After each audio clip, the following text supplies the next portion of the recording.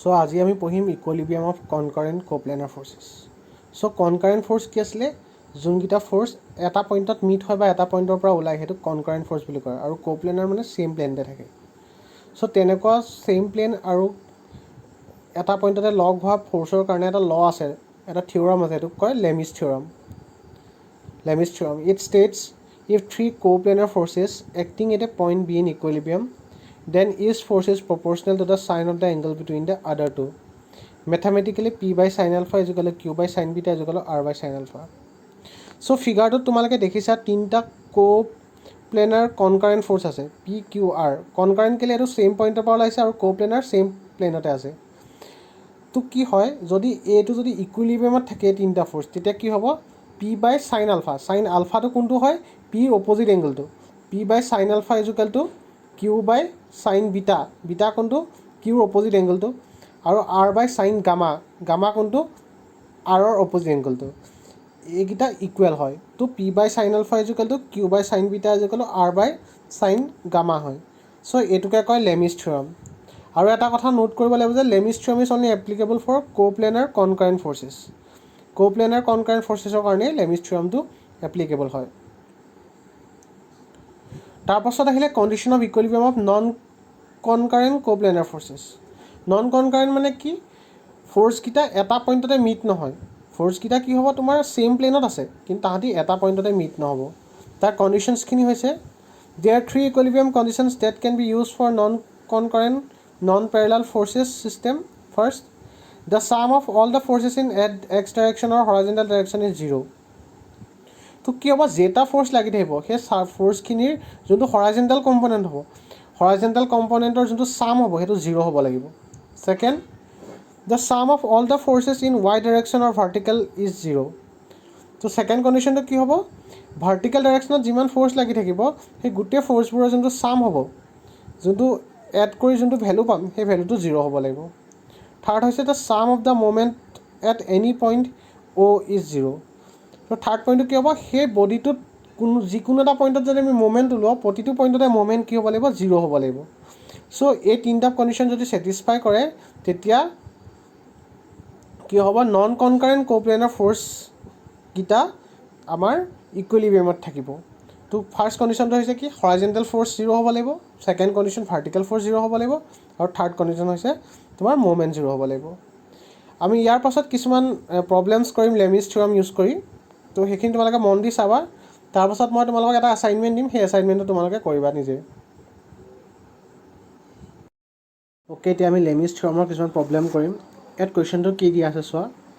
N electric light fixture ৱেইটিং 15 newton hangs from point C by two strings AC and BC. The string AC is attached at 60 degree to the horizontal and BC at 45 degree to the horizontal as shown in the figure. Using Lemi's theorem or otherwise determine the forces in the strings AC and BC. So কি আছে? Light এটা ওলমি আছে, 15 Newton লাইটটোৰ weight হয় আৰু দুডাল string দি ওলমাই থৈছে AC আৰু BC। আমি AC আৰু BCত কিমান ফ'ৰ্চ লাগিছে সেইটো উলিয়াব লাগে। চ' এইটো আমি কেনেকৈ উলিয়াম? ফাৰ্ষ্ট মই ফিগাৰটো আঁকি লৈছোঁ।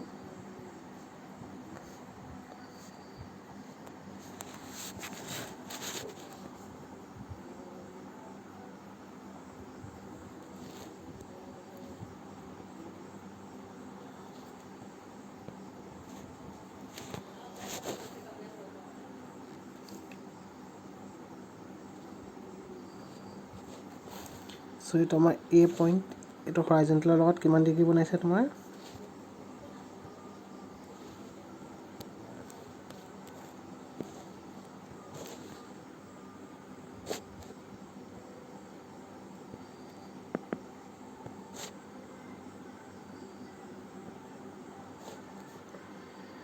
বনাইছে 60 ডিগ্ৰী আৰু এইটো আছে তোমাৰ 45 ডিগ্ৰী।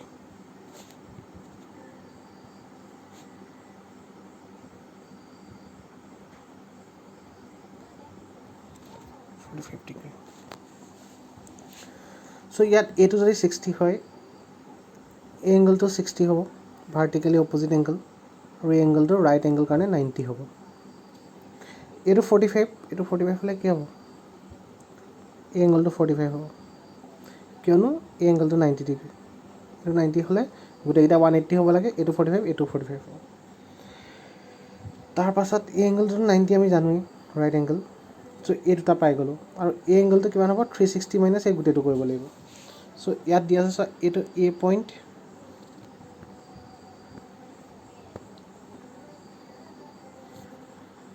এইটো এ পইণ্ট, এইটো বি পইণ্ট, চেণ্টাৰটো চি পইণ্ট, আৰু এইটো ডি পইণ্ট। চ' আমি এই ফিগাৰটোৰ পৰা আমি ড্ৰ কৰিলোঁ। এই ফিগাৰটোৰ পৰা আমি কি পালোঁ চোৱা, এংগল এ চি ডি, মইতো আলফা লৈছোঁ, ছাপ'জ আলফা ইজুকেল কিমান পাম? 90 plus 60, 150 degree. Angle B C D equal beta লৈছোঁ। বিটা কিমান হ'ব? 90 প্লাছ 45, 90 প্লাছ 45 মানে 135 ডিগ্ৰী। তো এতিয়া আমাৰ লাষ্ট আহিলে এংগল এ চি বি, এইটো গামা লৈছোঁ, কিমান হ'ব? 360 মাইনাছ 150 মাইনাছ 135। তো 360ৰ পৰা 150 আৰু 135 মাইনাছ কৰিলে কিমান হয়?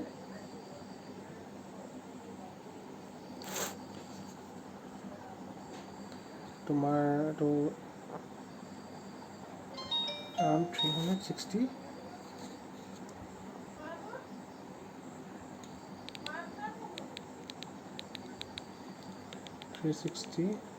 মাইনাছ 150 মাইনাছ 135 কৰিলে তুমি পাবা 75। তো পালা তুমি 75 ডিগ্ৰী। তো ওলাই গ'ল তোমাৰ 75।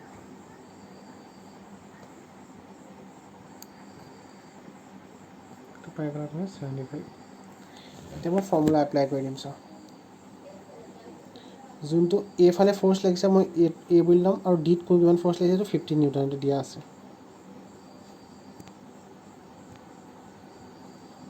15 নিউটন লাগিছে, দিয়া আছে।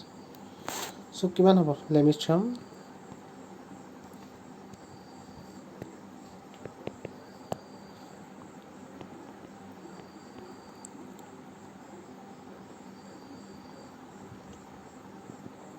applying Lami's theorem,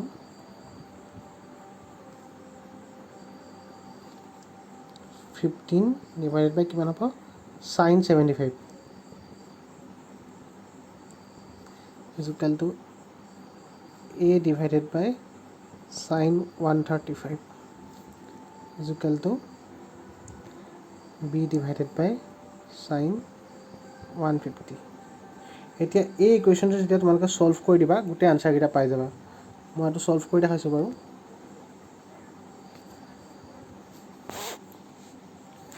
এইটো মই ইয়াত লিখি দিছোঁ, ছাপ'জ এক ছেকেণ্ড।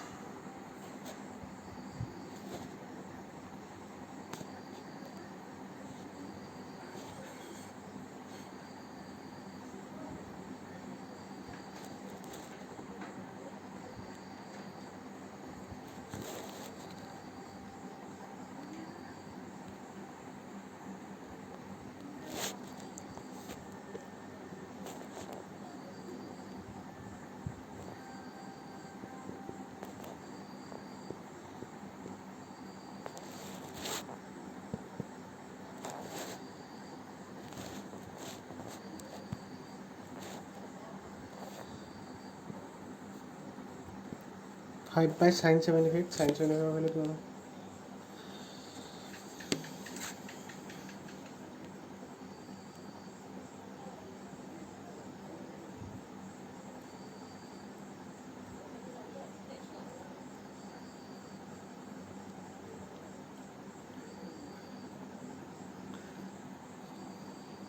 .9659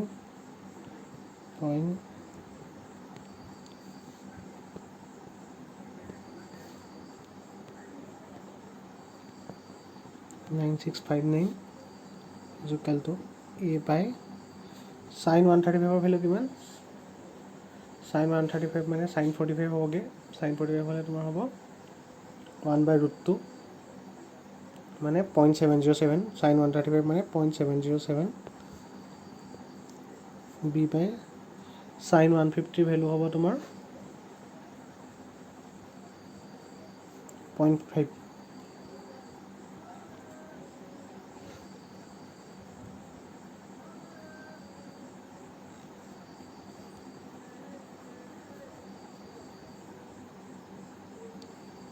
সো এইটো যেতিয়া মই সলভ কৰিম কিমান পাম a ইকুৱেলটো পাম কি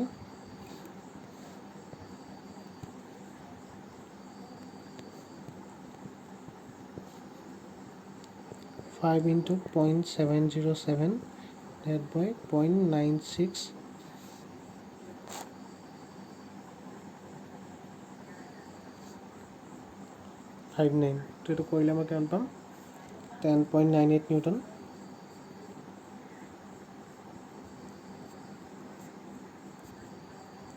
তাৰপাছত b ইকুৱেলটো 5 into 0.5 divided by 0.9659 তো এইটো মই গৈ পামগৈ 7.76 নিউটন সো এই ডাইৰেকশ্যনত ফ'ৰ্চ লাগিব 10.98 নিউটন আৰু বি ষ্ট্ৰিংডালত ফ'ৰ্চ লাগিব 7.76 নিউটন সো এইটো আমাৰ আনচাৰ ওলাই গ'ল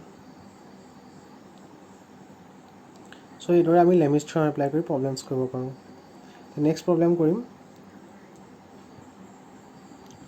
সো এইটো আমাৰ সেকেন্ড প্ৰব্লেম ইয়াত চোৱা a string ABCD attached to a fixed point A and D has two equal weights of 1000 Newton attached at B and C.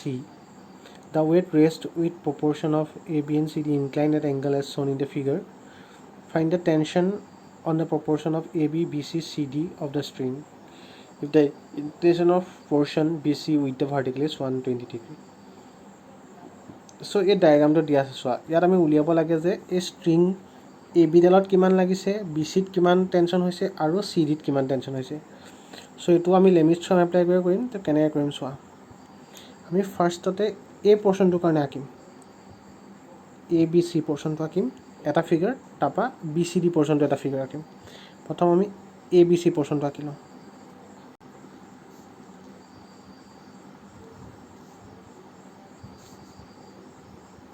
Vertically down কিমান ফ'ৰ্চ আছে 1000 নিউটন এইটো আমাৰ এ পইণ্ট এইটো তোমাৰ বি পইণ্ট এইটো তোমাৰ চি পইণ্ট এই এংগলটো দিয়া আছে তোমাৰ কিমান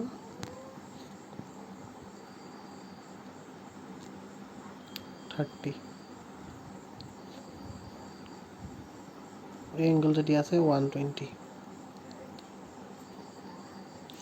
সো এই এংগল যদি 120 হয় এইটো 30 হয় এই দুডাল পেৰেলেল এই এংগলটো কিমান হ'ব 30 এইটো 30 কেনেকৈ পালোঁ আমি অল্টাৰনেট এংগলছ এইটো 30 পালোঁ তাৰপাছত এই গোটেইটো চোৱা এইডাল যদি এই গোটেই এংগলটো যদি আমি কনচিডাৰ কৰোঁ এই গোটেই এংগলটো কিমান হ'ব 180 সো এইডোখৰ 120 হ'লে এইডোখৰ কিমান হ'ব তোমাৰ 60 পালোঁ আমি 60 এই এংগলখন পালোঁ আমি 60 এই এংগলটো 60 পালোঁ এইডোখৰ পৰা এইডোখৰলৈকে গোটেইটো 150 পালোঁ 120 + 30 সো এই এংগলটো কিমান হ'ব আমাৰ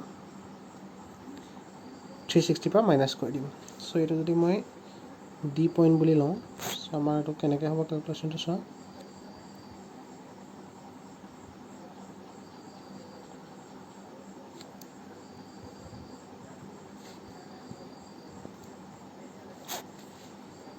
angle A B C angle A B C কিমান হ'ব এ বি চি কিমান হ'ব 120 + 30 মানে 150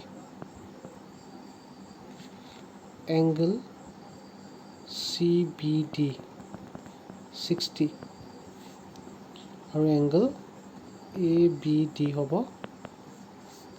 360 minus 150 minus 60 মানে কিমান হ'বগৈ 150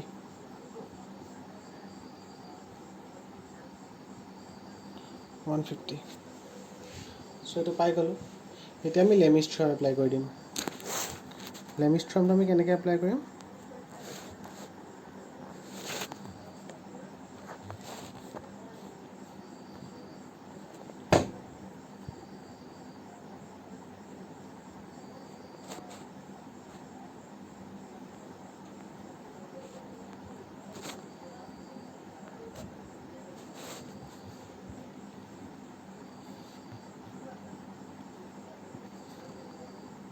এ বাই এই ফ'ৰ্চটোৰ অপজিটত কোনটো এংগল আছে? এই ফ'ৰ্চটোৰ অপজিটত 60 ডিগ্ৰী আছে, sin 60 is equal to C by C ফ'ৰ্চটোৰ অপজিট চিত যোনটো ফ'ৰ্চ হ'ব তাৰ অপজিট এংগল কিমান আছে? এ বি ডি এংগলটো কিমান? 150 আৰু 1000ৰ অপজিট কিমান আছে? চৰি এইটো 1000 নিউটন। 1000ৰ অপজিটত কিমান আছে তোমাৰ? 150 sin 150। এতিয়া আমাৰ ভেলুকেইটা উলিয়াব লাগিব। তো এইটো আমি সলভ কৰি দিলে আমি পাই যাম। কেনেকৈ সলভ কৰিম? এ ইজিকেল টু 1000 ইনটু sin 60 বাই sin 150। সেইটো কৰিলে আমি কিমান পামগৈ ভেলু?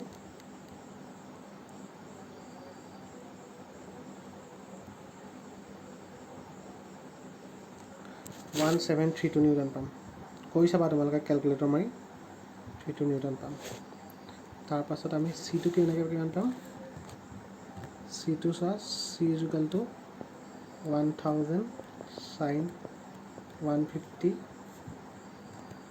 বাই sin 150। sin 150 কেঞ্চেল গুচি গ'ল, পালোঁ আমি 1000 নিউটন। চ' আমি ফ'ৰ্চকেইটা পাই গ'লোঁ। কোনকেইডাল ষ্ট্ৰিঙত পালোঁ? চোৱা, এই যোনটো এ বি ষ্ট্ৰিঙত লাগিছিলে ইয়াৰ ফ'ৰ্চটো পালোঁ। কিমান পালোঁ এইটো আমি? 1732 পালোঁ। আৰু এই ষ্ট্ৰিংডালত লগা ফ'ৰ্চটো পালোঁ আমি 1000 নিউটন।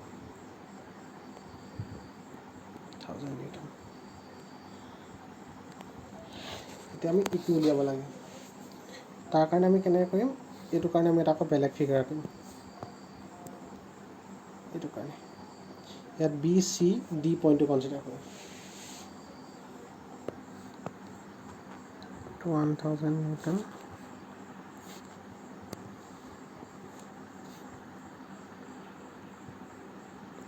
to 60 to 120 দিয়া আছে আমাক।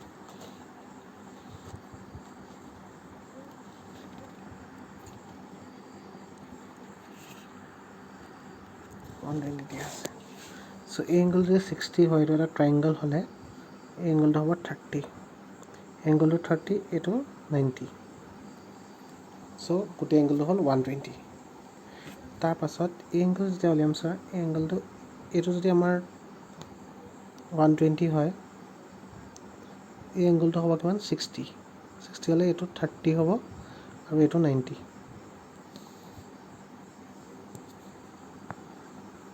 এই এংগলত 30 আৰু এইটো 90। চ' এইটো পালোঁ 120, এই এংগলটো পালোঁ 120। চ' এইটো এংগল হ'ব 120। তিনিটা এংগলে 120 হ'ব। চ' এইটো আমি কেনেকৈ সলভ কৰিম? অকল আমি এই ডি পইণ্টত লগা ফ'ৰ্চটো উলিয়াব লাগে। চ' এইটো আমাৰ বি পইণ্ট, ইয়াত চোৱা, এইটো আমাৰ বি পইণ্ট, এইটো আমাৰ D point, suppose E point, এইটো চি পইণ্ট।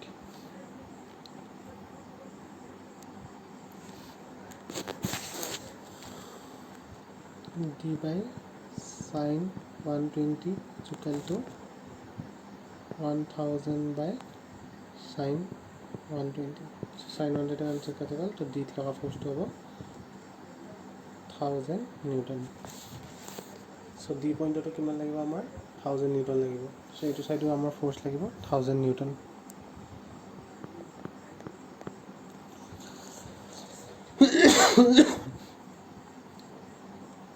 চ' এইদৰে আমি সলভ কৰিব লাগিব। চ' ইয়াৰ পাছত মই তোমালোকক এছাইনমেণ্ট কেইটামান দিম, সেইকেইটা তোমালোকে নিজে কৰি পেলাবা।